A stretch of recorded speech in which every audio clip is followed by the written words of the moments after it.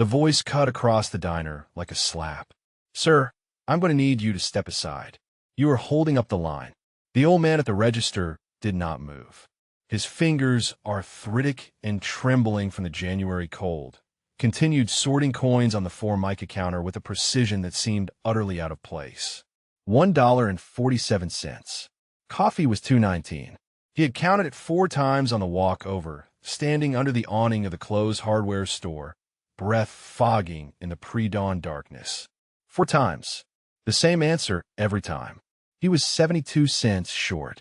What the young woman behind the register did not know, what nobody in that diner knew, was that those weathered hands had once held together a fire base against 300 enemy soldiers for 72 hours straight. But that was 56 years ago. And 56 years was a long time to carry anything, even glory. The cashier's name tag read Brittany, and beneath it a smaller tag that said shift supervisor. She was 22 years old with hair pulled back in a severe ponytail and eyes that had already decided what kind of man stood before her. Her voice rose again, pitched to Carrie, to perform for the audience of early morning customers scattered across the red vinyl booths and chrome counter stools. "Sir," I said, "step aside. There are paying customers waiting." The old man looked up slowly. His face was a map of hard years. Deep lines carve around eyes that had seen things no man should see. A scar traced across his left temple, faded white against weathered skin. He wore a torn army field jacket that might have been green once, decades ago, before time and weather and sleeping in places not meant for sleeping had faded it to something closer to gray. A baseball cap, stained and shapeless, covered sparse white hair. His boots were held together with electrical tape, wrapped so many times it had become a kind of sculpture. "I apologize, miss."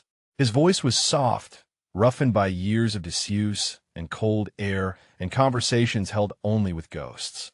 "I was wondering if the senior discount might still be available. The sign in the window says 65 and older receive 15% off." Brittany's eyes narrowed. She placed both palms flat on the counter and leaned forward, a gesture she had practiced, a gesture meant to establish authority. "Sir, I'm going to need to see valid identification for any discounts. We have had too many people trying to game the system lately. Company policy." Behind her, a waitress named Maria paused with a coffee pot in her hand. She had seen this man before, 3 times over the past month. Always early morning, always counting coins, always polite, even when he did not have enough. She had slipped him extra toast twice when Brittany was not looking, had watched him eat it slowly, savoring every bite, then carefully wrap the last piece in a napkin and tuck it into his canvas bag. She knew what that meant. She knew he was saving it for later because later there might not be anything else. The old man's hand moved to his jacket pocket, an automatic gesture, reaching for a wallet that had not been there in 4 years. His fingers found only frayed fabric and empty space. He withdrew his hand slowly. "I am afraid I do not have identification with me, miss. I lost my documents some time ago." Brittany straightened, and something that might have been satisfaction flickered across her face. "Then I am sorry, sir, but I cannot apply any discounts. The coffee is $2.19. If you cannot pay full price, I'm going to have to ask you to step aside." The diner had gone quiet in the way places go quiet when everyone is pretending not to watch something while watching intently. An old trucker named Earl Watkins lowered his newspaper. 2 construction workers at the counter exchanged glances over their eggs. A young mother pulled her children closer, though whether to protect them or to get a better view was unclear. A deputy sheriff named Thomas Brennan looked up from his phone, badge catching the fluorescent light. The old man began gathering his coins with those precise, trembling fingers. Each movement economical, efficient, the muscle memory of someone trained to waste nothing. Not motion, not time, not breath. One by one, the coins disappeared back into his jacket pocket. A quarter, 2 dimes, a nickel, pennies that clinked against each other with small, defeated sounds. "Wait." Maria set down the coffee pot and stepped forward. "Frank, the owner, he always says veterans get coffee on the house. I have seen him do it a dozen times." Brittany's jaw tightened. "Is this man a veteran, Maria?" Do you have proof of that? She turned back to the old man, and her voice rose another notch, theatrical now, playing to the room.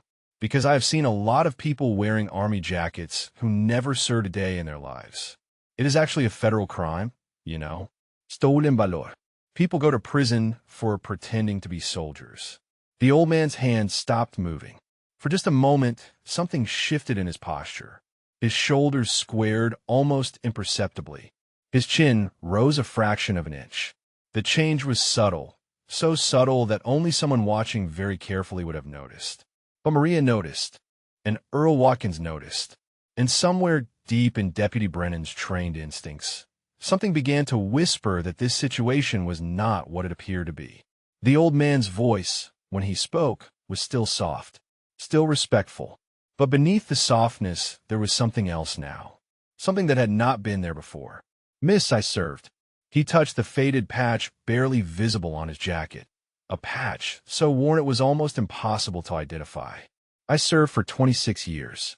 Brittany smiled, the smile of someone who believes they have one. "Right? And I am sure you were a general, too." She turned to address the watching customers, arms spread wide in theatrical disbelief. "They always say that, you know. Every homeless guy with a surplus store jacket claims he was special forces or a war hero or whatever." Her eyes snapped back to the old man. "If you really served, sir, you would have a veteran ID. You would have paperwork. You would have something besides a dirty jacket and a story." The old man said nothing. His hand dropped from the patch. He resumed gathering his coins, one by one, with quiet dignity. And that dignity, that absolute refusal to defend himself or argue or beg, was somehow more devastating than any words could have been. Maria felt tears prick her eyes. Earl Watkins set down his newspaper with a sound louder than necessary. The construction workers shifted on their stools, uncomfortable, caught between wanting to intervene and not wanting to cause a scene. But none of them knew. None of them could have known, because some medals are never worn on the chest.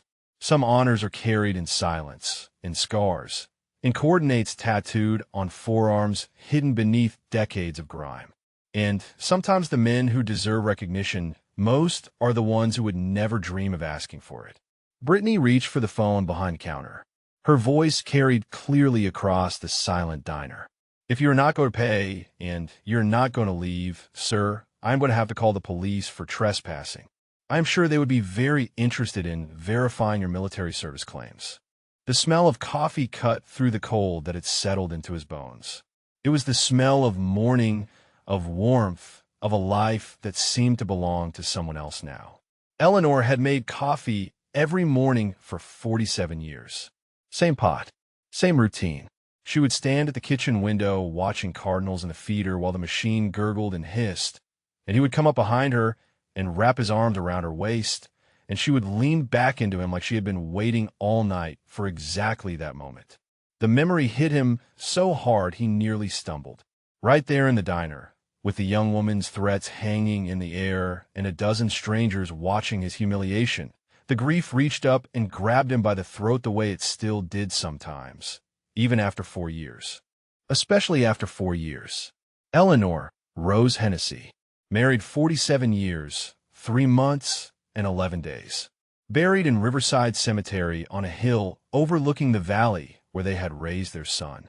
Every Sunday, he walked 7 miles to stand at her grave, and every Sunday, he told her the same thing. "Still here, sweetheart. Still trying." The cancer had come fast and mean. Pancreatic. 6 months from diagnosis to the end. He had sold the house to pay the medical bills, had liquidated his pension, had cashed in every policy and account and asset they had accumulated over nearly half a century of careful living. It had not been enough. It was never enough. The bills kept coming even after she was gone. Collection notices addressed to a dead woman, demands for payment from a system that did not care that his world had ended in a hospital room at 3:17 in the morning while he held her hand and begged her not to leave him. Their son Raymond had offered to help, had begged to help, had shown up at the motel where Walter was staying those last few weeks before the money ran out entirely, had pleaded with him to come stay with the family, to let them take care of him. Raymond had a wife and 2 children and a mortgage and a job that barely covered all, and Walter had looked at his son's tired eyes and seen the weight already pressing down on those young shoulders. "I will not be your burden," he had said. And Raymond had cried, actually cried, a grown man of 43 weeping in a motel parking lot. "You're not a burden, Dad. You're my father." But Walter had made up his mind. He had written a letter that night, after Raymond left, had slipped it under the motel room door with the last of his cash, enough to cover gas for the drive home, had walked away before dawn with nothing but a canvas bag and the clothes on his back and Eleanor's ring on a string around his neck. The letter had said what he could not say out loud, that he loved Raymond more than life itself, that he was proud of the man his son had become, that Eleanor's death had broken something in him that he did not know how to fix, that the kindest thing he could do for his family was disappear. "I love you. I am sorry. Live your life. Do not look for me." For years, for winters under bridges and in shelters and curled in doorways when the shelters were full. For years of watching life continue around him while he moved through it like a ghost, invisible, forgotten, exactly as he wanted to be. He had checked on Raymond once from a distance, had stood across the street from his son's house on Christmas Eve 2 years ago, watching through the window as the family decorated a tree. His grandchildren were beautiful. He had never met them. He had wept in the snow until his tears froze on his cheeks, then turned and walked away before anyone could see him. Brittany's voice cut through the memory like glass. "I said, do you understand me? I am calling the police." Walter blinked. The diner materialized around him again, too bright, too warm, too full of people who were looking at him with a mixture of pity and discomfort, and a particular kind of disgust reserved for those who have fallen through the cracks of polite society. His hand moved automatically to his chest, pressing against the hard shape of Eleanor's ring beneath his jacket. A habit, a prayer, a reminder that he had once been loved, had once belonged somewhere, had once been someone worth knowing. "I understand, miss." His voice was steady. He had endured worse than this. So much worse. "I will leave." He turned toward the door, toward the gray January morning and the cold that waited with patient cruelty, and something in the way he moved made Deputy Brennan sit up straighter on his stool. There was no shuffle in that walk, no defeated slouch. The old man moved with an economy of motion that spoke of training, of discipline, of thousands of miles marched in places far more hostile than a Pennsylvania diner. His shoulders were square despite everything. His head was high despite everything. He walked like a man who had learned long ago that dignity was the one thing no one could take from you unless you let them.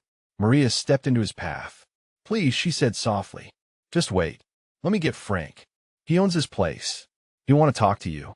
The old man looked at her, really looked at her, with eyes that had seen firefights and field hospitals and friends dying in the mud, eyes that had watched his wife take her last breath and his son cry in a parking lot and his grandchildren open presents through a frosted window.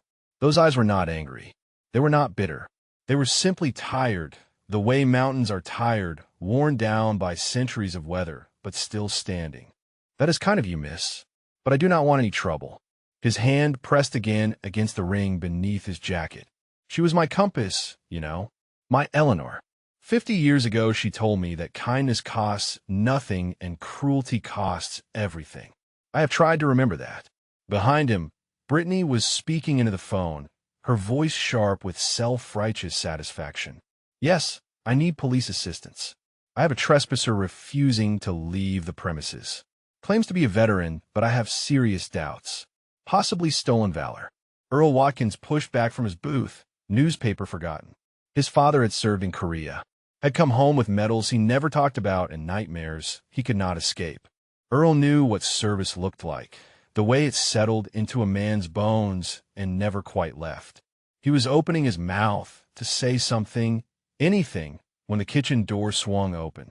Frank DeLuca stepped through, wiping his hands on a stained apron, drawn by the commotion from the back where he had been prepping for the breakfast rush.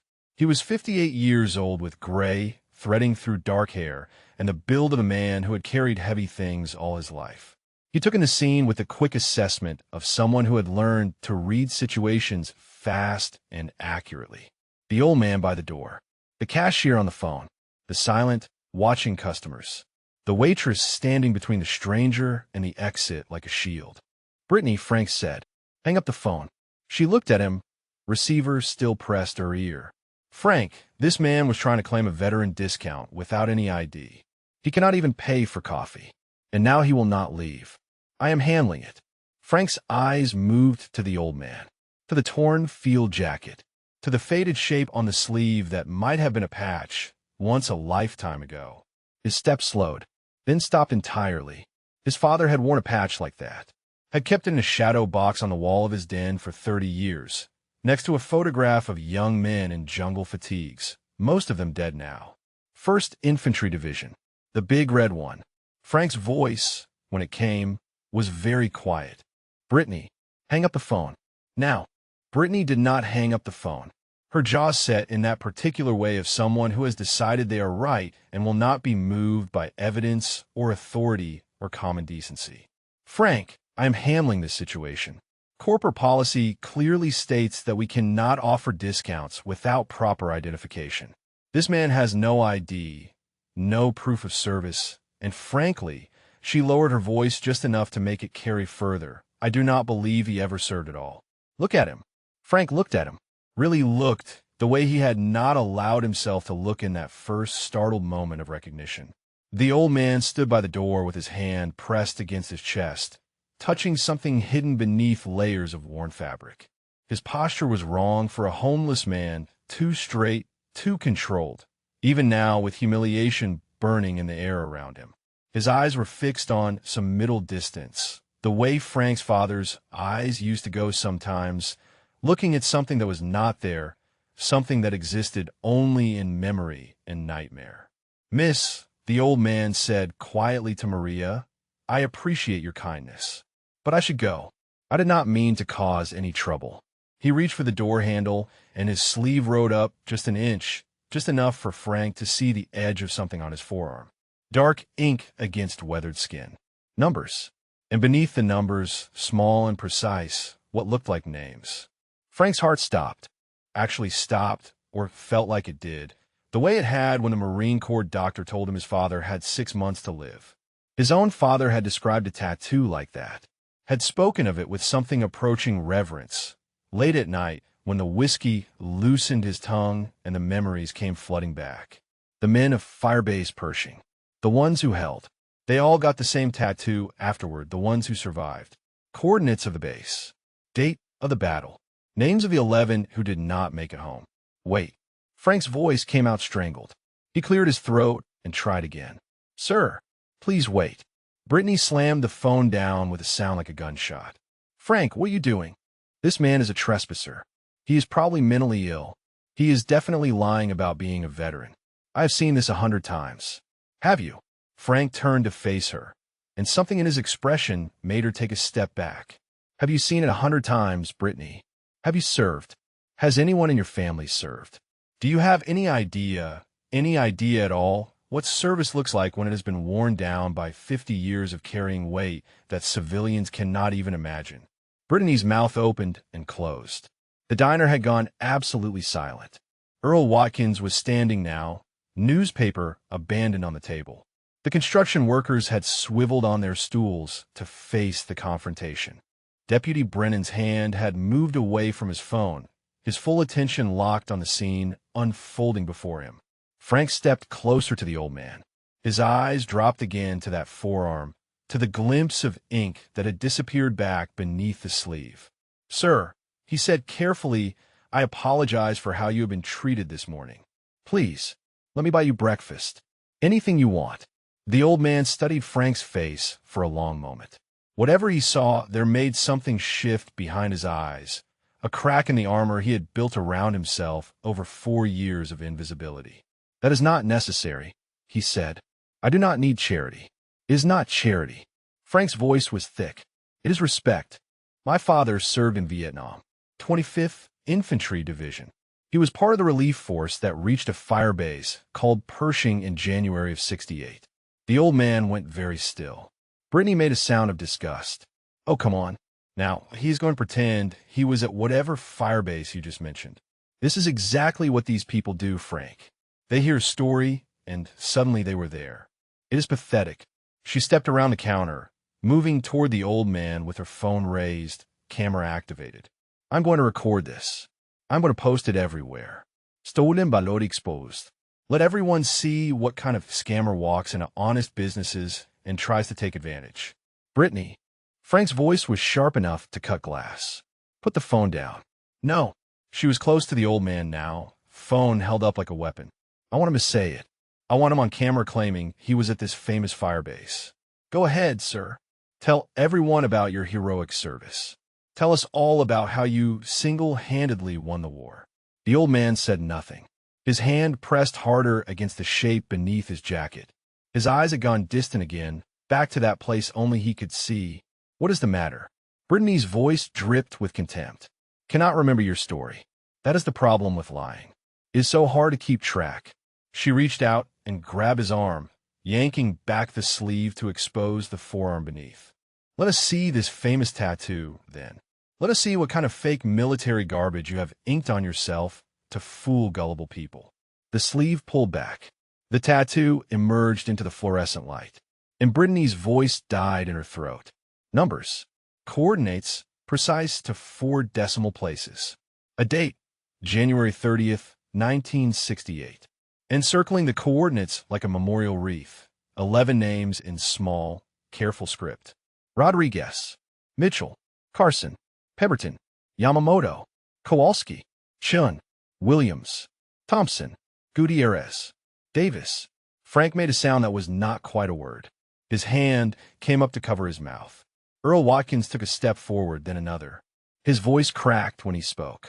Son, my father was in Korea. I know what memorial tattoos look like. That is not something you fake. Brittany's hand was still frozen on the old man's arm. Her face had gone pale. She started. I did not. The old man looked down at her grip on his wrist. He did not pull away. He did not raise his voice. When he spoke, his words were quiet and measured, each one landing like a stone dropped into still water. Those are my men, miss. Those are the 11 soldiers who died under my command at Firebase Pershing on January 30th, 1968. I have carried their names on my skin for 56 years. I carried their bodies to the helicopters when the relief force finally arrived. I wrote letters to their families. I attended their funerals. I have visited their graves every year since, every single year, until I could not afford to travel anymore. His free hand moved to his chest, pressing against Eleanor's ring. I was 26 years old. I was their commanding officer, and I have spent every day since trying to be worthy of their sacrifice. The phone slipped from Brittany's fingers and clattered to the floor. In the silence that followed, the only sound was the soft hiss of the coffee machine and the distant rumble of a truck passing on the highway outside. Frank stepped forward, tears streaming openly down his face. His voice was barely a whisper. Firebase Pershing, 72 hours against 300 NVA. Held the line until relief arrived. His hands were shaking. My father talked about it until the day he died. He said it was the most incredible thing he ever saw. He said the commanding officer was just a kid, a captain, but he held those men together through hell itself. The old man's eyes met Frank's, and for the first time that morning, something like recognition passed between them. Not of faces, but of something deeper, of service, of sacrifice, of the weight that some men carry so that others do not have to. What was the captain's name? The old man asked quietly. The one your father spoke of. Frank's voice broke completely. Hennessy, he said. Captain Walter Hennessy. The name hung in the air like smoke after a battle. Hennessy. Captain Walter Hennessy. Frank said it again, softer this time, as if speaking too loudly might shatter something fragile. My father said that name maybe 1,000 times. Said if he ever met that man, he would get down on his knees and thank him for being the reason he made it home. The old man closed his eyes. His hand found Eleanor's ring through the fabric of his jacket and pressed hard enough to leave a mark. The diner seemed to fade around him, the fluorescent lights dimming, the sounds of coffee machines and distant traffic dissolving into something older and darker and infinitely heavier. Firebase Pershing, January 30th, 1968. The first night of the Tet Offensive, though none of them knew it yet. They were 47 men on a hilltop the size of a high school gymnasium, surrounded by jungle so thick you could not see 5 feet into the tree-line. Walter was 26 years old with captain's bars. He had earned too fast in a war that consumed officers like kindling. He had been in country for 11 months. He had already written 14 letters to families back home. He did not know that by sunrise he would write 11 more. The attack came at 0300 hours. No warning. One moment the jungle was silent, and the next it was screaming, muzzle flashes lighting the darkness like hellfire, mortar rounds walking across the compound with the methodical precision of men who knew exactly where everything was. They had been watching. For days, maybe weeks. Counting heads. Mapping positions. Waiting for the moment when the entire country erupted and every American firebase became an island in an ocean of enemy soldiers. 300 NVA regulars against 47 Americans. The math was not complicated. It was a death sentence. Walter remembered everything. That was the curse of it. Some men forgot, their minds merciful enough to blur the edges, to soften the screams, to fade the faces of the dead into something bearable. Walter remembered everything. The smell of cordite and blood and burning sandbags. The sound of Rodriguez calling for his mother in the seconds before the round took him. The weight of Mitchell's body after he threw himself on the grenade that would have killed 6 others. The last words of Lieutenant Carson. Coordinates gasped through a mouth full of blood, calling in the artillery strike that finally broke the third wave. 11 men. 11 names he had carried for 56 years. 11 letters he had written by hand. Each one a piece of his soul, torn out, and mailed to strangers who would hate him for not bringing their sons and husbands and brothers home alive. He opened his eyes. The diner materialized around him again, too bright, too clean, too far removed from that hilltop in the jungle where boys became ghosts and a young captain became something else entirely. Frank was staring at him with tears running freely down his face. Brittany had backed away, her hands still raised as if frozen in the act of reaching for him. Maria had pressed both hands over her mouth. Earl Watkins was weeping openly, not bothering to hide it. Specialist Rodriguez was 20 years old, Walter said. His voice was quiet, but it carried to every corner of the silent room. He had a daughter named Maria he had never met. His wife sent photographs every week. He kept them in his helmet liner. He was showing me the latest one when the first mortar hit. She had just learned to walk. He touched the first name on his forearm. His finger traced the letters like a blind man reading scripture. Sergeant Mitchell was 24. He had a full ride scholarship to Ohio State waiting for him when he got home. Mechanical engineering. He wanted to build bridges. He threw himself on a grenade at 0347 hours on the second night. 6 men are alive today because of what he did. One of them was me. The names continued. Carson, Pemberton, Yamamoto, Kowalski, Chun, Williams, Thompson, Gutierrez, Davis. Each name a story. Each story a weight that had never gotten lighter no matter how many years passed, no matter how many miles he walked, no matter how many nights he spent talking to them in the darkness. Davis was the last one, Walter said. Private First Class Timothy Davis. 19 years old. From a town in Ohio, so small it did not have a stoplight. He wanted to be a teacher. He died in my arms at 0547 on the third morning, 90 minutes before the relief force arrived. He asked me to tell his mother he was not scared. He asked me to tell her it did not hurt. His voice finally cracked. The armor he had built over 56 years of carrying this weight developed a fissure that spread through his whole body. I lied to her. He whispered. I told her what he asked me to tell her. But he was scared, and it did hurt. And I have never forgiven myself for not being able to save him, for not being able to save any of them. Deputy Brennan removed his hat. The construction workers had bowed their heads. The young mother had pulled her children close, tears streaming down her face as she watched this broken old man speak the names of boys who had died before she was born. Frank stepped forward. His hand reached out slowly, carefully, the way you might reach towards something sacred. It came to rest on Walter's shoulder. The first touch of genuine human kindness the old man had felt in longer than he could remember. "Colonel Hennessy," Frank said, his voice thick with emotion. Because he had looked it up on his phone while Walter spoke, had seen the full record, the promotions that came after, the decades of service that followed that single impossible night. Colonel Walter Gienisse. Distinguished Service Cross. Silver Star. 3 bronze stars with V device. 2 Purple Hearts. Walter shook his head slowly. "I'm not a colonel anymore, son. I'm just an old man who outlived the men he was supposed to protect.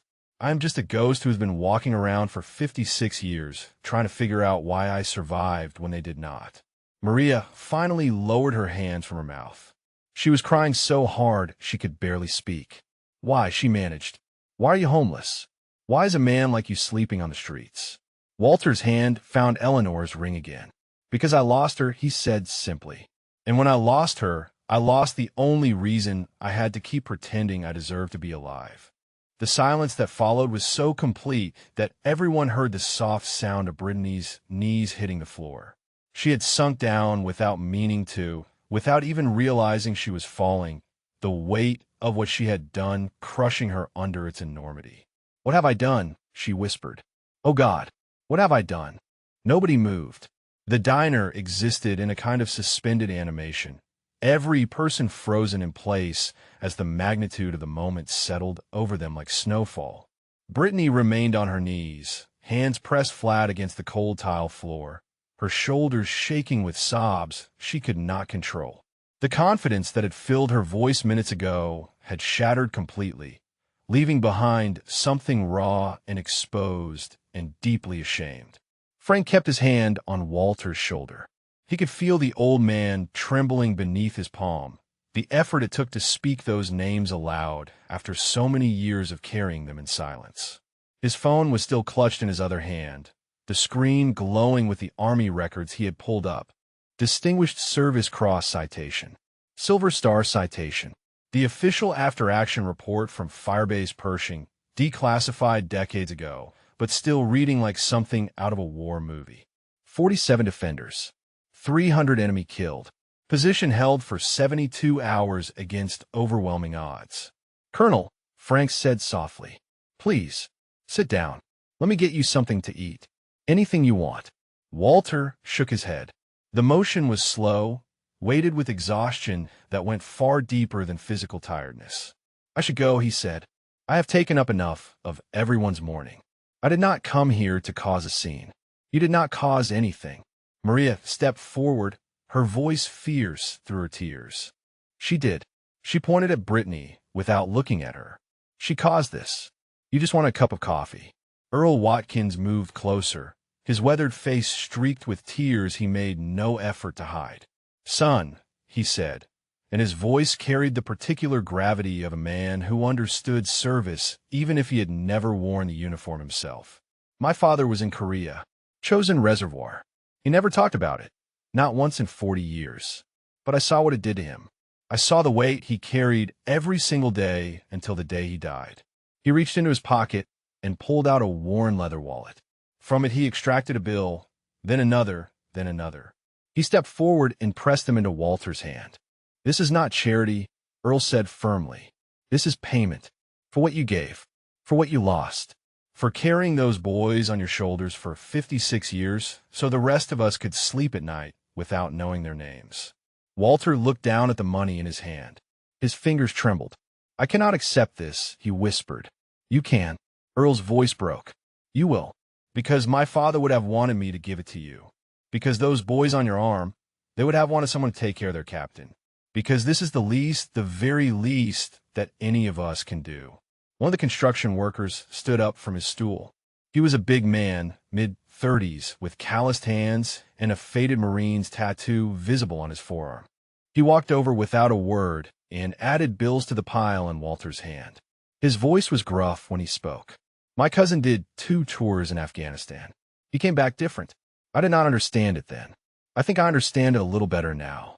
The second construction worker followed. Then Deputy Brennan, removing his wallet with hands that were not quite steady. The young mother approached with her children, pressing a 20 into Walter's palm and whispering something he could not quite hear through the rushing in his ears.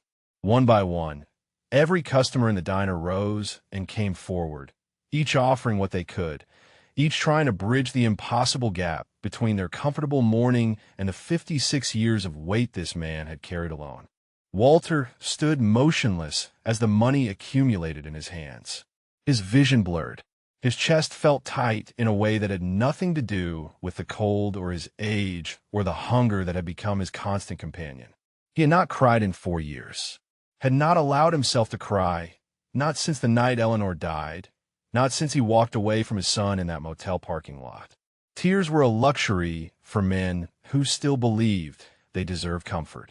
But now, standing in this small roadside diner with strangers pressing money and kindness into his trembling hands, something broke loose inside him. A sound escaped his throat that he did not recognize, something between a gasp and a sob. And suddenly the tears were falling faster than he could stop them. Maria moved first. She wrapped her arms around him without hesitation. This old man she barely knew, this stranger who had walked in her diner looking for coffee, and found something else entirely. Frank joined her, his hand still on Walter's shoulder, now gripping tight. Earl Watkins put a weathered palm on Walter's back. For a long moment they stood there, a knot of humanity surrounding a man who had been invisible for 4 years, who had walked through the world like a ghost, who had believed with absolute certainty that he deserved nothing and no one. Brittany watched from the floor. Her tears had slowed, but the shame had not lessened. She saw the way these strangers embraced the man she had tried to humiliate, the man she had accused of lying, the man whose service record put anything she had ever done to shame. She thought about all the times she had dismissed homeless people, had looked through them, had assumed the worst about them without knowing anything about their stories. She thought about how certain she had been, how righteous, how wrong. Slowly, painfully, she pushed herself to her feet. Her legs felt weak, unsteady, as if the foundation she had built her confidence on had crumbled beneath her. She took one step toward the group, then another. "I'm sorry." Her voice came out broken, barely audible. "I'm so sorry. I did not know. I did not." She choked on the words. "I did not even try to know." Walter lifted his head from Maria's shoulder. His eyes, red-rimmed and wet, found Brittany across the room. She flinched as if expecting anger, expecting condemnation, expecting the rage she knew she deserved. But the old man's face held none of those things. What she saw instead was something far more devastating. She saw understanding. She saw forgiveness already forming in eyes that had witnessed horrors she could not imagine. "Come here, child," Walter said quietly. Brittany's face crumpled. She crossed the remaining distance and fell into the embrace of the man she had tried to destroy, sobbing against his worn jacket, her apologies lost in the fabric that smelled of cold air and hard years, and something else underneath, something that smelled like grace. Frank stepped back, wiping his eyes with the heel of his hand. His gaze moved to the wall of veteran photographs near the entrance, the faces of men and women who had served, who had sacrificed, who had come home changed in ways that only other veterans could understand. His father's photograph hung there among them. Staff Sergeant Anthony DeLuca, 25th Infantry Division, 1967 to 1969. The man who had spoken of Firebase, Pershing with reverence until his dying day. The man who had told his son, over and over, that if you ever meet a man named Hennessy, you treat him like a king. Frank had never expected to make good on that promise. But standing in his diner on a frozen January morning, watching a broken old soldier accept the embrace of strangers, Frank finally understood what his father had been trying to tell him all those years. Some debts cannot be repaid. They can only be honored. The embrace loosened slowly, reluctantly, the way arms release something precious they are afraid to let go. Maria stepped back first, wiping her eyes with the hem of her apron. Earl Watkins cleared his throat and returned to his booth, though he did not pick up his newspaper. He just sat there, watching, unwilling to look away from something he knew he would remember for the rest of his life. Frank guided Walter to a stool at the counter. The old man moved as if in a dream, still clutching the money that had been pressed into his hands, still trying to understand what had just happened. He had walked into this diner expecting nothing, expecting less than nothing, expecting the same invisibility that had wrapped around him like a shroud for 4 years. Instead, he had found something he had forgotten existed. He had found people who saw him. Maria was already moving behind the counter, pulling plates, cracking eggs, working with the kind of fierce efficiency that came from needing to do something, anything, with the emotions flooding through her. She did not ask what he wanted. She simply cooked. Eggs, bacon, toast, hash browns, pancakes. More food than one man could eat in a single sitting. She set it before him like an offering. Eat, she said. Her voice left no room for argument. You eat every bite, and when you are done, I will make more. Walter stared at the plate. Steam rose from the eggs, the bacon glistened, the toast was golden brown and slathered with butter. He could not remember the last time anyone had cooked for him, could not remember the last time he had sat at counter instead of huddling in a doorway. His hand shook as he reached for the fork. Frank poured coffee into a ceramic mug and set it beside the plate. On the house, he said. Today and every day. You come here any time you want, Colonel. Any time at all. You will never pay for a meal in this diner as long as I am breathing. Walter's throat tightened. He wanted to protest, wanted to insist he could not accept such generosity, but the words would not come.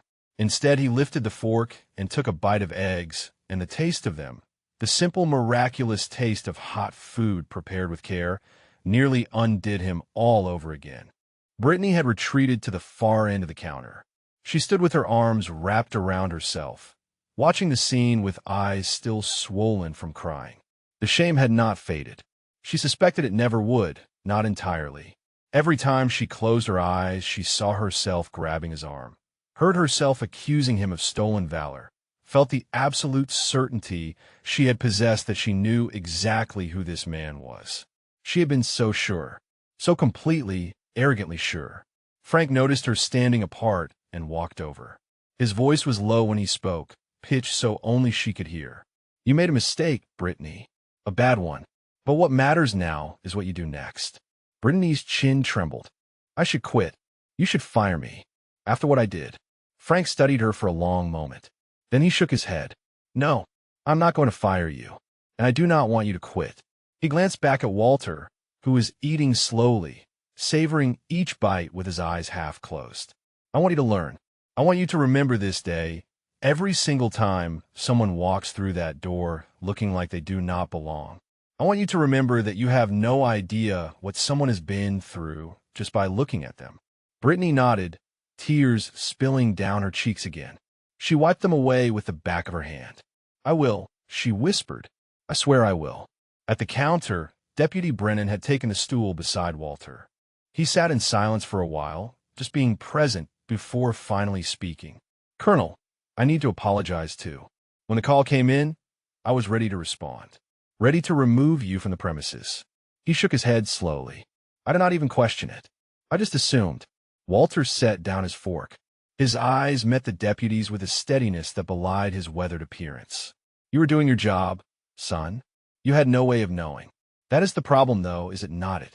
Brennan's voice was heavy with something that sounded like self-recrimination. We never know, and we do not try to find out.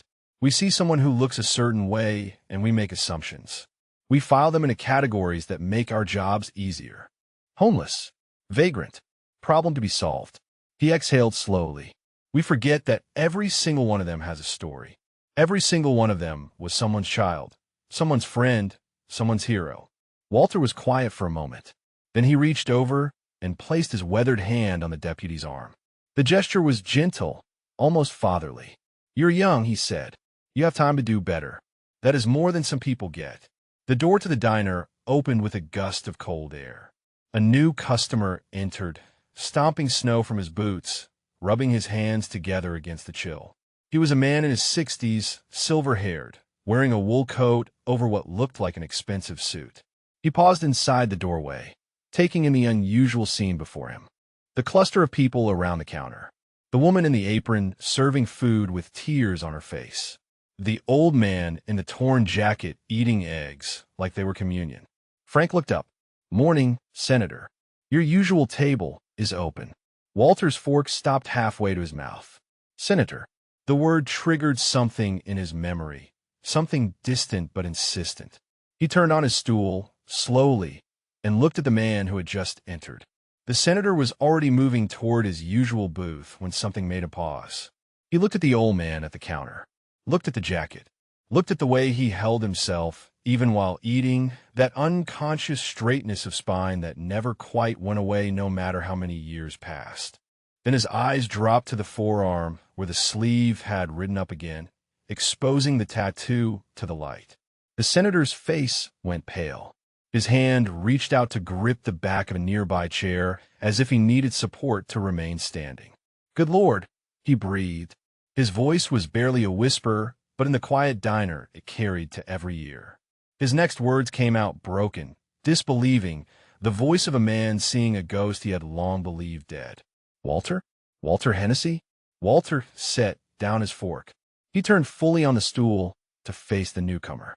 His eyes narrowed, searching the senator's face for something familiar beneath the silver hair and the lines of age. And then recognition dawned. "Jimmy," Walter said softly. "Jimmy Carson." The senator's knees buckled. He caught himself on the chair, tears already streaming down his face. "You knew my brother," he choked out. "You were with him when he died. I have been looking for you for 30 years. The senator crossed the diner in 3 strides. His expensive coat hung open, forgotten, his polished shoes tracking snow across the floor without notice. He stopped in front of Walter and stood there trembling. This powerful man reduced to something raw and unguarded by the sight of a face he had searched for across 3 decades. "My brother," he said. His voice cracked on the words. "Michael. Lieutenant Michael Carson. You were his commanding officer." Walter rose slowly from the stool. His legs felt unsteady, but he forced them to hold. He stood at attention without thinking about it, muscle memory older than most of the people in this room, and met the senator's eyes with the weight of 56 years pressing down on his shoulders. Walter said quietly. "Your brother was the bravest man I ever served with. He saved all of us. Every single one who walked off that hill alive, we owe it to Michael." Senator James Carson made a sound that was half sob, half laugh. He reached out and gripped Walter's arms, as if afraid the old man might disappear, might dissolve into the same mist of memory and grief that had surrounded his brother's death for so long. "I was 15 years old," the senator said, "when the officers came to our door, when they told my mother that Michael was gone. She never recovered. She died 8 years later, and I swear it was from a broken heart. She just stopped wanting to live without him." Walter's jaw tightened. The memory of that notification visit rose unbidden. He had not been there in person. He had been in a hospital in Japan, recovering from shrapnel wounds, writing letters by hand because he could not bear to have someone else do it. The letter to the Carson family had taken him 3 days. He had written it 7 times before he found words that did not feel like lies. "Your mother wrote to me," Walter said, "after I sent my letter. She wrote back. She thanked me for being with him at the end. She said," his voice faltered, "she said knowing he was not alone was the only comfort she had." The senator's grip tightened on Walter's arms. "I know. I found that letter after she died. I found all of them. Every letter from every family member of every man in your unit. She kept them in a box under her bed. She read them every single day." He released Walter and stepped back, wiping his face with his palm, struggling to compose himself. The other people in the diner watched in stunned silence. Frank had stopped moving entirely. Maria had set down her spatula. Even Brittany had inched closer, drawn by a gravity she could not resist. "I went into politics because of Michael," the senator continued. "I wanted to make sure that men like him, men who gave everything, were never forgotten. I sit on the Armed Services Committee. I have fought for veteran benefits for 20 years. And all that time, all those years, I've been trying to find you." Walter shook his head slowly. "I'm not hard to find, Jimmy. I've been right here, walking the same streets as everyone else." The senator's face contorted with something between anguish and disbelief. Right here. He gestured at Walter's torn jacket, his taped boots, his weathered face. Right here, living like this. The man who held Firebase Pershing. The man who saved 36 soldiers. The man who held my brother while he died.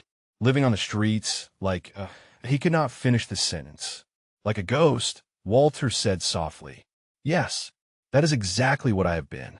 The senator turned to Frank, his voice suddenly sharp with authority. How long has he been coming here? How long has this man been homeless in this town? Frank spread his hands helplessly. I do not know, Senator. I only just learned who he was this morning.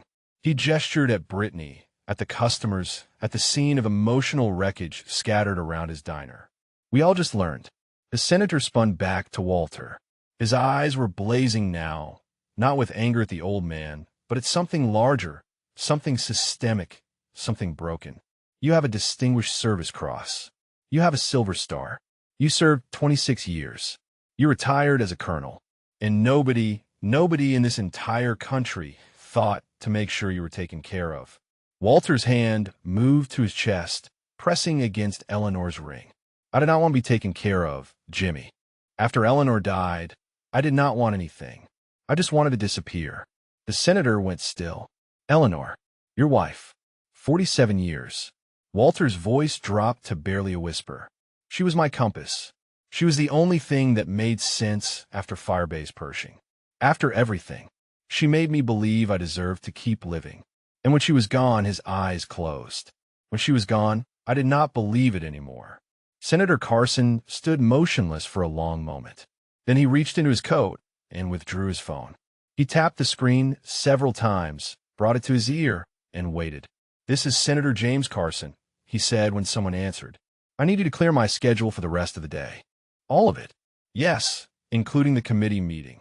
This is more important. He ended the call and looked at Walter with an intensity that seemed to fill the entire room. I have spent 30 years looking for you, he said. 30 years wanting to thank the man who was with my brother at the end. 30 years wishing I could tell you what Michael meant to our family. What your letter meant to my mother. What knowing he died with honor, with his commanding officer holding him, has meant to me every single day of my life. He stepped forward and placed both hands on Walter's shoulders. I am not letting you disappear again, Colonel. I do not care if you want to or not. My brother gave his life for the men on that hill. The least I can do is make sure their commander does not spend another night on the street. Walter opened his mouth to protest. The refusal was automatic, instinctive, the same wall he had built against kindness for 4 years rising up to protect him from hope. But before he could speak, the door to the diner opened again. A woman stepped inside. She was in her late 50s, with gray streaked hair and tired eyes and a lanyard around her neck that read Riverside Veterans Outreach. She stopped just inside the doorway, taking in the extraordinary scene before her, the senator with his hands on the shoulders of a homeless man, the customers frozen in various states of emotional overwhelm, the food growing cold on the counter. Her eyes found Walter, and something flickered across her face. Recognition, but not of his identity. Recognition of something else. Recognition of a soul in need. I got a call, she said quietly. Someone named Maria called our hotline, said there was a veteran here who needed help. Maria raised her hand from behind the counter. I called, she said, 20 minutes ago. I did not know any of this was going to happen. I just knew he needed someone. The woman from Veterans Outreach nodded slowly. She walked toward Walter with careful, measured steps. She had done this hundreds of times, approached broken men with broken pasts, tried to bridge the gap between survival and living. She stopped in front of him and extended her hand. My name is Catherine, she said. I am not here to save you. I am not here to fix you. I am just here to tell you that whenever you are ready, there's a place for you. A warm bed, a hot meal, people who understand what you have been through. No paperwork, no bureaucracy, just a door that is always open. Walter looked at her outstretched hand. He looked at Senator Carson, still gripping his shoulders. He looked at Frank and Maria and Earl and Deputy Brennan and even Brittany, all of them watching him with something that looked terrifyingly like hope. His hand found Eleanor's ring through his jacket. He pressed it hard against his chest. What do I do, sweetheart? He whispered so softly that only he could hear. "What I do now?" And somewhere in the silence of his heart, in the place where she still lived, he could have sworn he heard her answer. "Let them help you, Walter. It is time to come home." Walter stared at Catherine's outstretched hand. The second stretched into something longer, heavier, filled with the weight of a decision he had been avoiding for 4 years. His heart hammered against his ribs. His breath came shallow and fast. Every instinct he had developed since Eleanor's death screamed at him to refuse, to walk out the door, to disappear back into the anonymous gray existence he had carved out for himself. He did not deserve this. He did not deserve any of this. 36 men had walked off Firebase Pershing because of him, but 11 had not. Rodriguez with his photographs, Mitchell with his scholarship, Carson with his coordinates, Davis with his last breath. 11 families had buried their sons because Walter Hennessy had not been good enough, fast enough, smart enough to save them all. And Eleanor, beautiful Eleanor, who had loved him anyway, who had held him through the nightmares, who had told him every single day that surviving was not a sin. She had deserved better than a husband who woke up screaming 3 nights a week.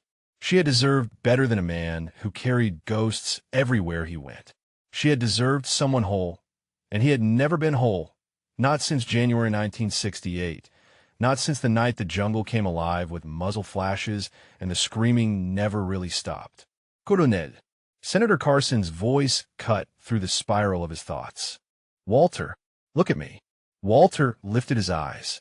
The senator's face was close to his own, lined with age, but fierce with something that looked like determination. "I know what you are thinking," Carson said quietly. "I have seen that look before, on the faces of 100 veterans I have worked with over the years. You're thinking about the men who did not come home. You're thinking about why you survived when they did not.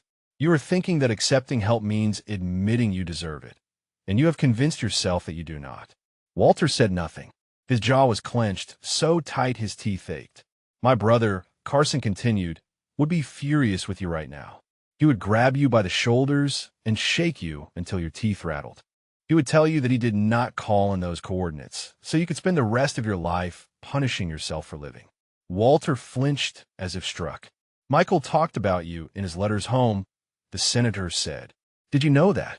He wrote about his commanding officer, this young captain who treated every soldier like family, who knew every man's name and hometown and what they were fighting to get back to. He said you were the reason he believed they might actually make it. He said following you into hell was easy because he knew you would walk through fire to bring them back out." The words landed like artillery rounds, each one cracking something loose inside Walter's chest. He remembered writing those same letters, trying to learn every detail about his men, trying to see them as human beings and not just bodies in uniform. He had thought it would make him a better officer. Instead, it had made every loss feel like losing family. Michael's last act, Carson said, was calling in the strike that saved you. That saved 36 men. Do you think he did that so you could waste a life he bought with his own? Do you think any of them did? Walter's vision blurred. His hand pressed harder against Eleanor's ring, the metal edge biting into his palm through the fabric. "She would want this too," the senator said softly. "You're Eleanor. She spent 47 years trying to convince you that you deserve to live. Are you really going to let her down now?" The sound that escaped Walter's throat was not quite human. It was the sound of something breaking open, something that had been sealed shut for 4 years, maybe for 56 years, finally cracking under pressure it could no longer withstand. Catherine still stood with her hand extended, patient, unhurried. She had seen this moment before, the tipping point where a man either stepped forward into light or retreated back into darkness. She did not push. She simply waited. Frank moved closer.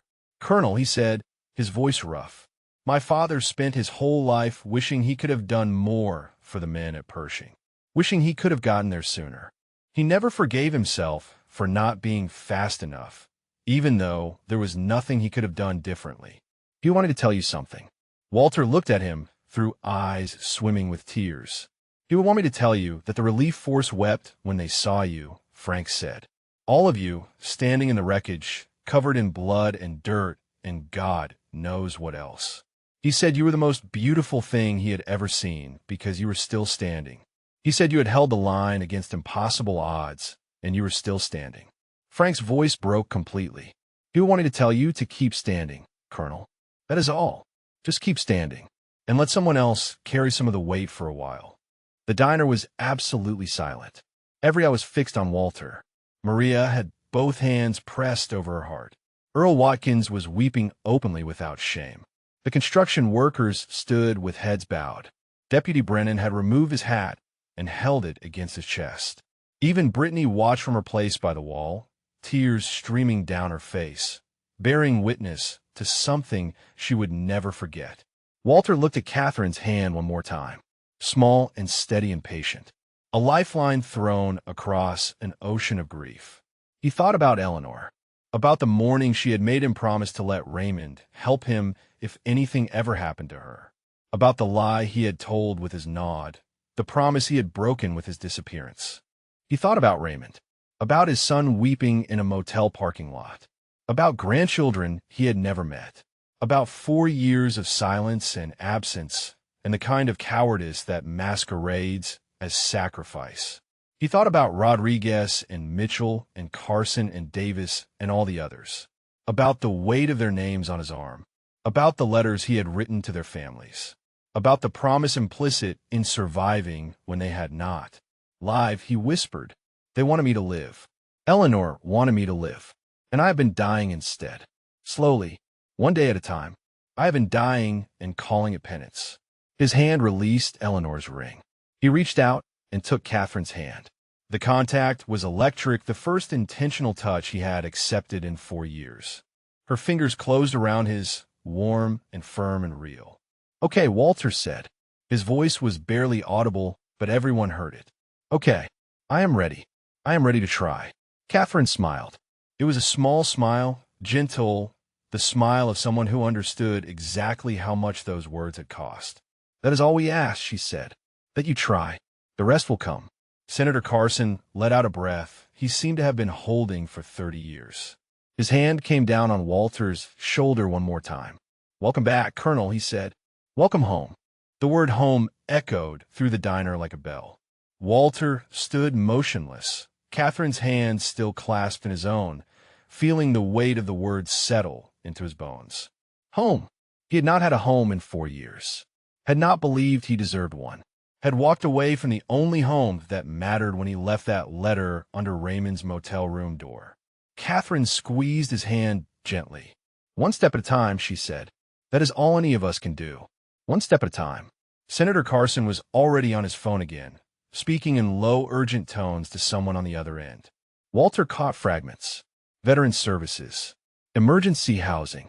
Full benefits review. The senator's voice carried the particular authority of a man accustomed to making things happen, to cutting through red tape with the sheer force of his position. Frank appeared at Walter's elbow with a paper bag. He pressed it into the old man's free hand. Food for later, he said. And I meant what I said, Colonel. You come here any time, day or night. The door is always open for you. Walter looked down at the bag. His fingers curled around it slowly, feeling the warmth of fresh food through the paper. When was the last time anyone had packed him a meal? When was the last time anyone had thought about his tomorrow? Maria came around the counter and stood before him. Her eyes were red, but her smile was fierce. You come back and see us, she said. Promise me.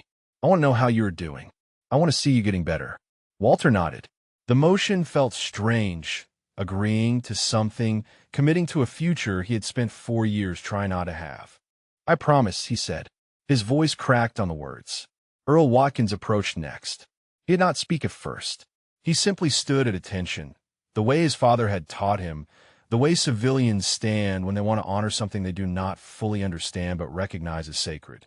Thank you, Earl said finally, for what you did, for what you gave, for carrying those boys all these years when nobody else even knew their names. Walter's jaw tightened. He wanted to say that he had not carried them well enough, that he had let them down, that surviving was not the same as honoring. But the words would not come. Instead, he simply nodded again, accepting the gratitude he was not sure he deserved. The construction workers came forward together. The one with the Marine's tattoo extended his hand, and Walter shook it. His grip was strong, calloused, the grip of a man who understood that some things could not be said with words. Semper Fi, Colonel, the man said, even if you were Army. Despite everything, Walter almost smiled. The inter-service rivalry, still alive after all these years. Some things never changed. Deputy Brennan was next. He had put his hat back on, but removed it again as he approached, holding it against his chest. Colonel Hennessy, he said formally, on behalf of the Sheriff's Department, I want to apologize for any part one might have played in your mistreatment this morning. It will not happen again. Not on my watch. Walter looked at the young deputy, saw the earnestness in his eyes, the genuine desire to do better. You have nothing to apologize for, son, he said. You were doing your job. Just remember this day. Remember that the people who look the most broken might be the ones who gave the most. Brennan nodded sharply. I will, sir. I swear I will. Brittany was the last to approach. She moved slowly, hesitantly, as if each step required conscious effort. Her face was blotchy from crying. Her hands twisted together in front of her. She stopped a few feet away, unable to close the final distance. Colonel Hennessy, she said. Her voice was barely a whisper. I do not know how to apologize for what I did. I do not know if there are words big enough. I was so sure I knew who you were. So sure I was right. And I was wrong about everything. Walter released Catherine's hand and took a step toward the young woman. She flinched slightly, but held her ground. Miss Brittany, he said.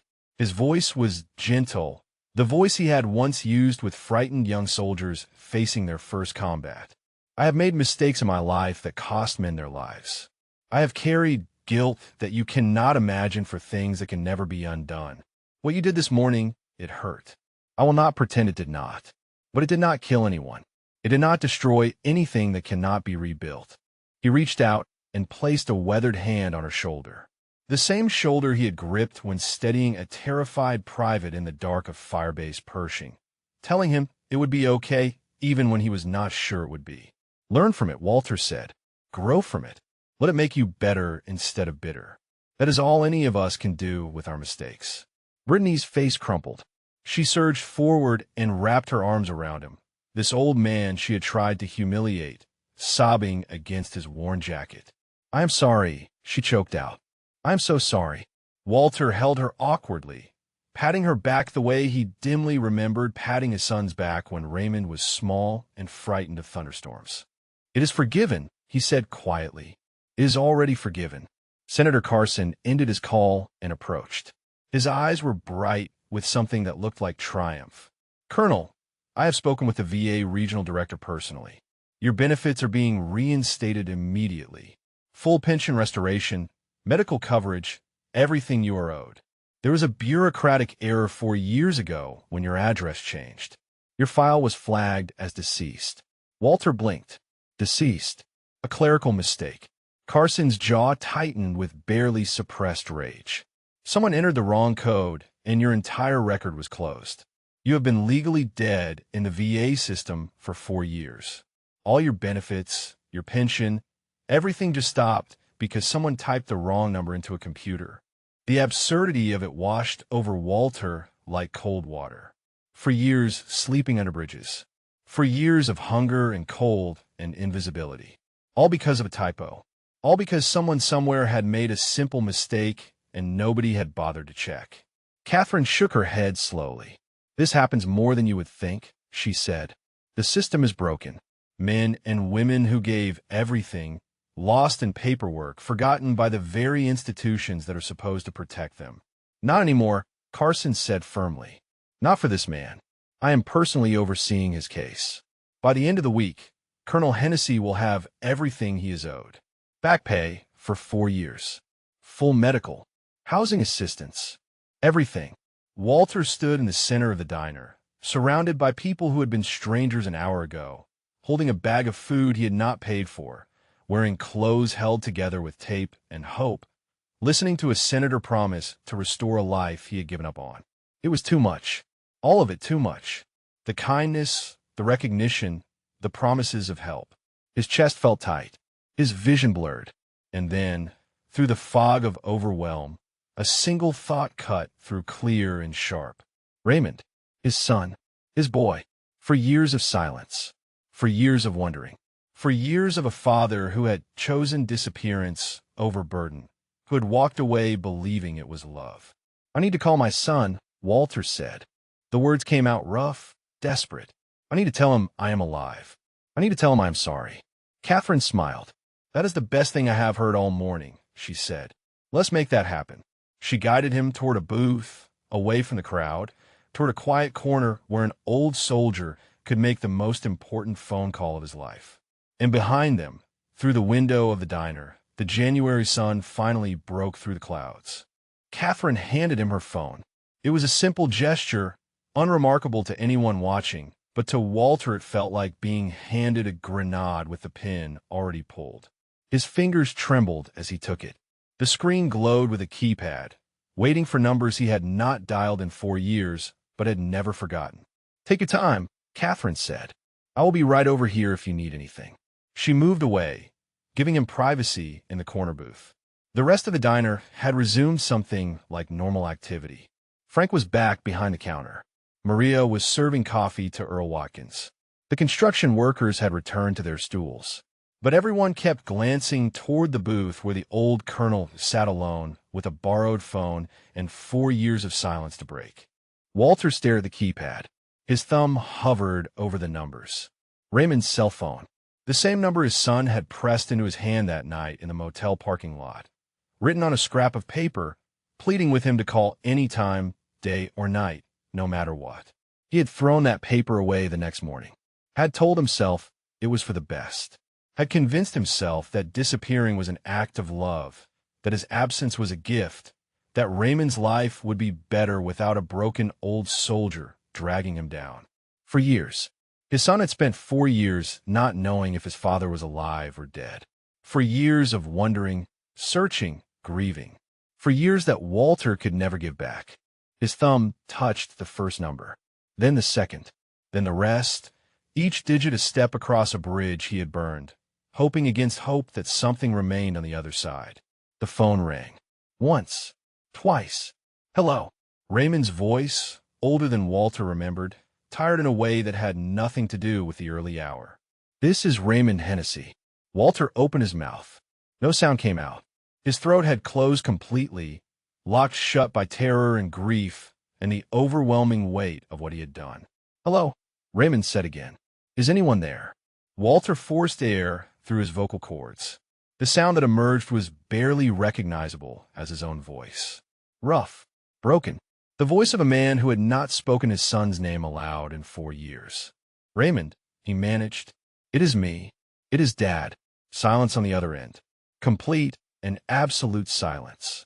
Walter could hear his own heartbeat pounding in his ears, could feel sweat breaking out on his palms despite the cold. He had prepared himself for anger, for rage, for the click of a disconnected call. What he was not prepared for was the sound his son made. A gasp, then something that might have been a sob, then a voice cracking open like ice in spring. "Dad! Oh God! Dad! Is it really you? Are you alive? Where are you? Are you okay?"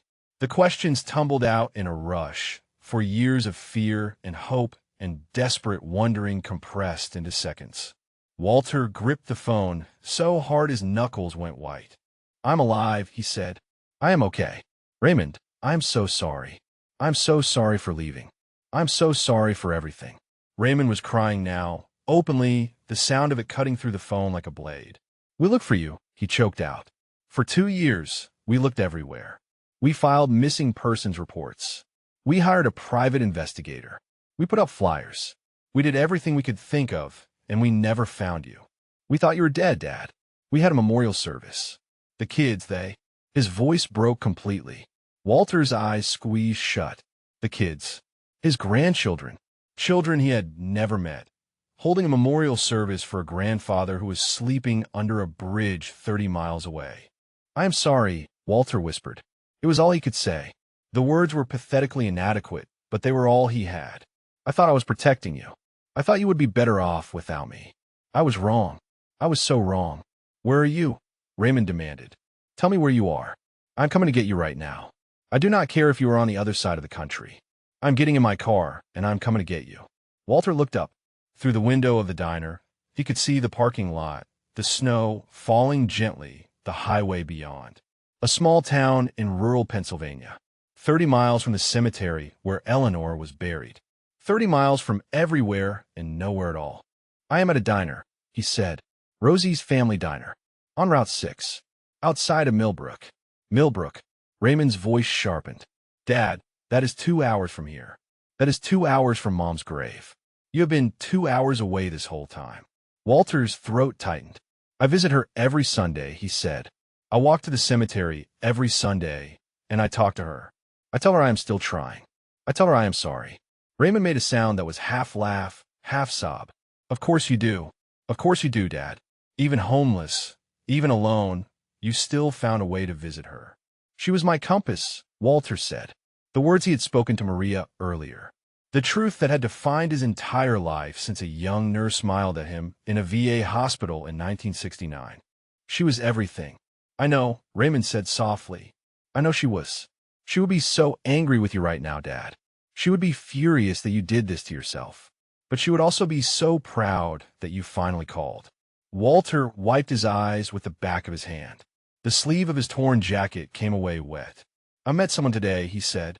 Several people, actually, good people. They are helping me. There's a senator here who knew one of my men, and a woman from Veterans Outreach, and the owner of this diner whose father served in Vietnam.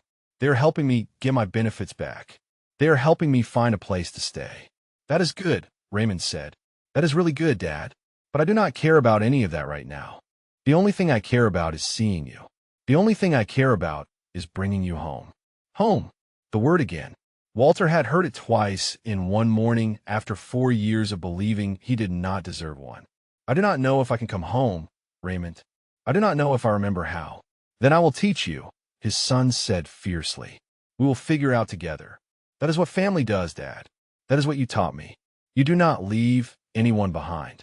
Walter closed his eyes. He had said those words 1,000 times.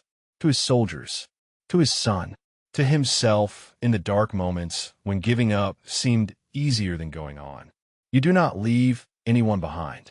And then he had left everyone behind, walking away into the gray nothing of homelessness, leaving his son to wonder and grieve and eventually give up hope. I left you behind, Walter said. I left you behind, and I am sorry. You came back, Raymond said. That is what matters. You came back. Through the phone, Walter heard sounds of movement. Keys jangling. A door opening. I'm leaving right now, Raymond said. 2 hours. I will be there in 2 hours. Do not go anywhere, Dad. Promise me you will not go anywhere. Walter looked around the diner. At Catherine waiting patiently by the counter. At Frank wiping down tables he had already wiped. At Maria pretending not to watch while watching intently. At all these strangers who had become something else in the space of a single morning. I promise, he said. I will be right here. I love you, Dad. Raymond's voice cracked again. I never stopped loving you. Not for 1 second. Walter's composure finally broke completely. The tears came freely now, rolling down his weathered face without shame. I love you too, son. I love you too. I will see you soon. He ended the call and sat motionless in the booth, the phone clutched in both hands, weeping quietly while the morning sun streamed through the windows and the diner hummed with life around him. 2 hours. His son would be here in 2 hours. For the first time in 4 years, Walter Hennessy had something to wait for. The 2 hours passed like a dream. Walter sat in the booth by the window, watching the snow fall, watching cars pass on the highway, watching for a vehicle he would not recognize driven by a son he had not seen in 4 years. Catherine sat across from him for a while, talking softly about the veterans program, about the warm beds, and the counseling and the community of men and women who understood. Senator Carson made phone calls from the next booth, his voice a low murmur of authority and urgency. Frank brought more coffee. Maria brought pie. Everyone found reasons to pass by the window booth, to check on the old colonel, to remind him with their presence that he was not alone. Brittany approached, hesitantly, around the 90-minute mark. She had changed out of her work shirt, her shift apparently over, but she had not left. She stood beside the booth with her hands clasped in front of her, looking younger than her 22 years. "Colonel Hennessy," she said quietly, "I wanted to ask you something. If it's not too much." Walter looked up at her. His eyes were still red from weeping, but something had shifted in them. Some weight lifted, some wall lowered. "What is it, child?" Brittany swallowed hard. "My grandfather served in Korea. He never talked about it. He died when I was 12, and I never got to ask him anything. I never understood why he was the way he was. Quiet, distant. Sometimes he would just stare at nothing for hours." She paused, gathering courage.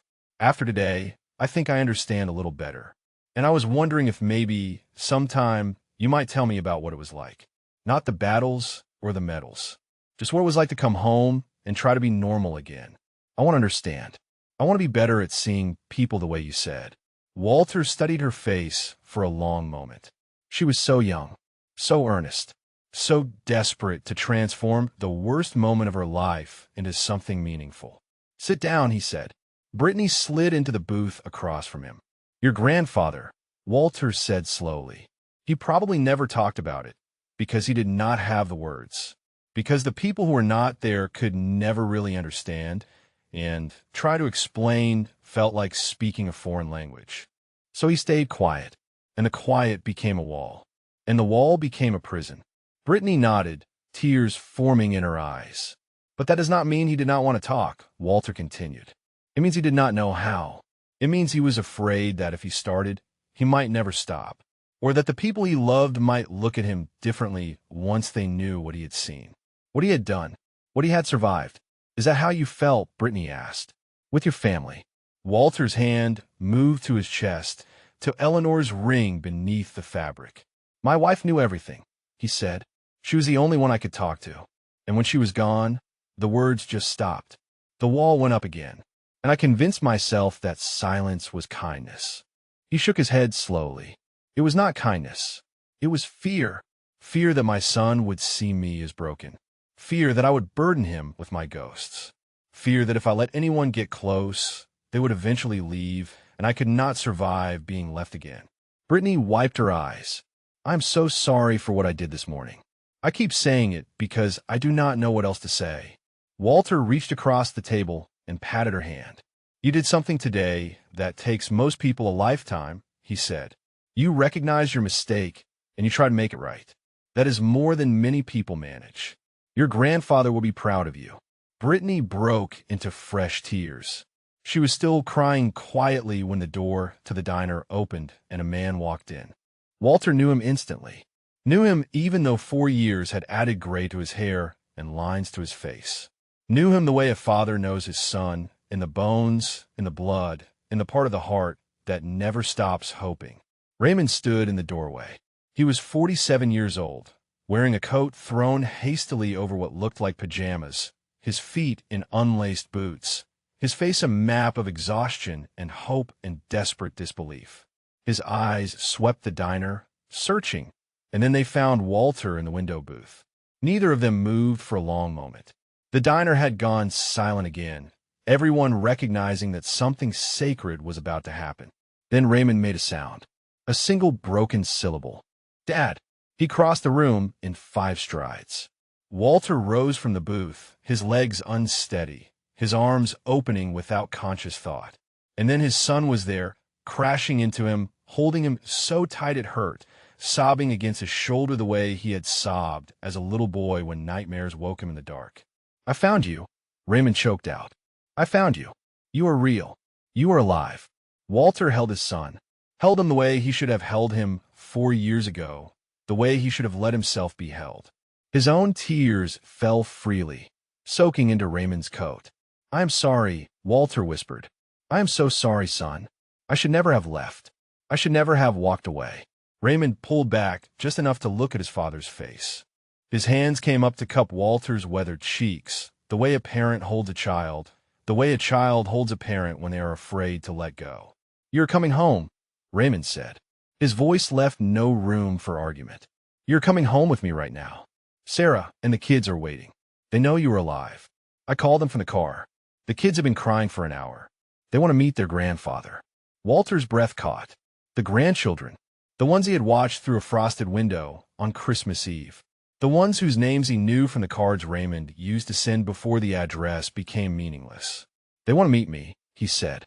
The wonder in his voice was unmistakable. "After everything I did, they want to meet me." "They have always wanted to meet you," Raymond said fiercely. "I have told them about you every single day. About Firebase Pershing. About the medals. About how you held Mom's hand every morning for 47 years. They know who you are, Dad. They have always known." Senator Carson approached quietly. He extended his hand to Raymond. "You must be the son," he said. "Senator James Carson. Your father saved my brother's life at Firebase Pershing." Raymond shook the senator's hand, his expression dazed. "I know the name," he said. "Lieutenant Michael Carson. Dad talked about him sometimes. About all of them. Your father is a hero," Carson said simply. "And today he finally let some people treat him like one." Frank stepped forward with another paper bag, larger this time. "For the road," he said. "And Colonel, I meant what I said. You are welcome here any time. Bring the family next time. Breakfast is on me." Maria hugged Walter quickly, fiercely. "You come back and visit," she said. "I want to see how the story ends." Walter looked around the diner one last time. At Catherine, who had offered him an open door. At Earl, who had stood at attention. At Brittany, who had learned something about Grace. At all these strangers who had become witnesses to the morning that changed everything. "The story does not end," he said softly. "That is what I learned today. As long as you are breathing, the story keeps going. You just have to choose to turn the page." Raymond put his arm around his father's shoulders. "Ready to go home, Dad?" Walter touched Eleanor's ring through his jacket one last time. He could almost hear her voice, warm and gentle as it had always been. "Go home, Walter. Your family is waiting." He nodded slowly. "Yes," he said. "I am ready." Father and son walked out of the diner together, into the January sunshine, toward a car that would carry them home. 6 months later, Walter stood at the grill in Raymond's backyard, flipping burgers with the practiced ease of a man who had found his footing again. The July sun was warm on his face. The smell of charcoal and cooking meat filled the air. Behind him, the sounds of his grandchildren playing filled the yard with the kind of noise he had forgotten existed. Laughter, shrieks of delight, the thump of a basketball against concrete. Grandpa watched this. His grandson Marcus, 12 years old with his father's eyes and his grandmother's stubborn chin, launched himself at the basketball hoop. The ball arced through the air and swished through the net. "Did you see that?" Walter smiled. "That was beautiful, son. Your grandmother would have loved to see that. She always said the Hennessy's were natural athletes." Marcus grinned and ran back for another shot. His sister Emma, 9 years old with braids flying behind her, chased after him, demanding her turn. They had accepted Walter into their lives with the uncomplicated grace of children, asking questions without judgment, offering love without conditions. Within a week of his arrival, they had simply absorbed him into the fabric of their family, as if he had always been there. The back door opened, and Sarah emerged carrying a tray of condiments. Raymond's wife had welcomed Walter with tears and open arms, had given him the guest room without hesitation, had treated him like the father she had never met but always hoped to know. She set the tray on the picnic table and touched Walter's arm as she passed. "The DeLucas just pulled up," she said, "and I think I saw the senator's car behind them." Walter nodded, his throat tightening with emotion he still was not accustomed to feeling. Today was the day they had been planning for 2 months. The day that had seemed impossible 6 months ago when he sat in a diner counting coins for coffee he could not afford. Frank DeLuca came around the side of the house first, carrying a cooler that clinked with bottles. Maria was right behind him, holding a cake box she had insisted on bringing despite Sarah's protests. Earl Watkins followed, moving slowly with his cane, but refusing any help. Deputy Brennan came next, out of uniform for once, looking younger and somehow lighter than he had that January morning. And behind them all, Senator James Carson, walking beside a young woman with a nervous smile and a lanyard that read Riverside Veterans Outreach. "Catherine," Walter said, stepping forward to embrace her. "I was not sure you could make it." She hugged him back firmly. "I would not miss this for the world, Colonel. You're our best success story." The one I tell everyone about when they say recovery is not possible. The backyard filled with people, with laughter, with the particular warmth of a community that had formed around a single moment of crisis and grown into something lasting. Frank had driven up from Pennsylvania once a month to check on Walter, always bringing food, always staying for dinner. Maria called every Sunday. Earl sent letters, actual handwritten letters, sharing stories about his father that he had never told anyone. Even Brittany had stayed in touch, sending updates about the sensitivity training she had volunteered for, about the homeless veteran she had helped just last week, about the way that January morning had changed everything for her. Senator Carson raised his hand for attention. The yard gradually quieted. 6 months ago, he said, his voice carrying the practiced projection of a politician, but warmed by genuine emotion, I walked into a diner for breakfast and found something I had been searching for my entire adult life. I found the man who held my brother while he died, the man who carried his memory for 56 years, the man who proved that heroes do not always wear their medals where we can see them. He turned to Walter, who stood by the grill with a spatula in his hand and tears forming in his eyes. Colonel Walter Hennessy received the Distinguished Service Cross for his actions at Firebase Pershing. He received the Silver Star for valor in combat. He received 3 Bronze Stars and 2 Purple Hearts over 26 years of service to this country. But until this year, he had never received what he deserved most: recognition, gratitude, a place to belong. Carson reached into his jacket and withdrew a folded document, which is why I am honored to present this proclamation from the United States Senate, officially recognizing Colonel Walter J. Hennessy for his extraordinary service and sacrifice, and designating today, July 15th, as Firebase Pershing Remembrance Day in the Commonwealth of Pennsylvania. The yard erupted in applause. Raymond was crying openly. Sarah had her hand pressed over her mouth. Marcus and Emma had stopped their game to watch, sensing that something important was happening even if they did not fully understand it. Walter accepted the proclamation with trembling hands.